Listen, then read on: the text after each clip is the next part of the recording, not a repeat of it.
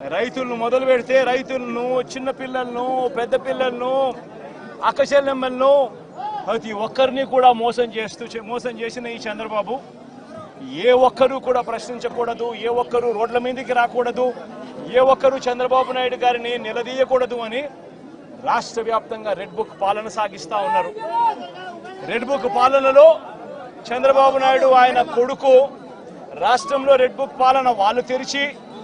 కక్ష సాధింపు చర్యలు వాళ్ళు చేస్తూ ఉంటే అక్కడి నుంచి మొదలైతే నియోజకవర్గ స్థాయిలో ఎమ్మెల్యేలు, మండల స్థాయిలో మండల నాయకులు, గ్రామ స్థాయిలో గ్రామ నాయకులు వీళ్ళందరూ కూడా రెడ్ బుక్లు వాళ్ళు తెరిచేసి వాళ్ళు ఊర్లలో ఆధిపత్యం కోసం ఏ రకంగా వ్యవస్థలను భ్రష్టుపట్టిస్తూ పోలీసులను నిస్తేదం చేస్తూ పోలీసుల సమక్షంలోనే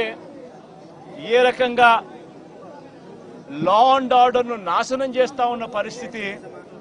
ఈ గ్రామంలో, ఈ సీతారాంపురం గ్రామంలో సుబ్బరాయుడన్న కుటుంబానికి జరిగిన అన్యాయం ఒకసారి గమనిస్తే ఇక్కడే కనిపిస్తుంది. ఇదే గ్రామంలో ఆధిపత్యం కోసం బూతుల్లో ఏజెంట్ల కింద కూర్చున్న వాళ్ళు, సుబ్బరాయుడన్న కుటుంబం బూతుల్లో ఏజెంట్ల కింద కూర్చున్నారని ఇదే గ్రామంలో అదే రోజు సుబ్బరాయుడన్న ఒక్క కుటుంబమే కాకుండా మిగిలిన 3 కుటుంబాలు కూడా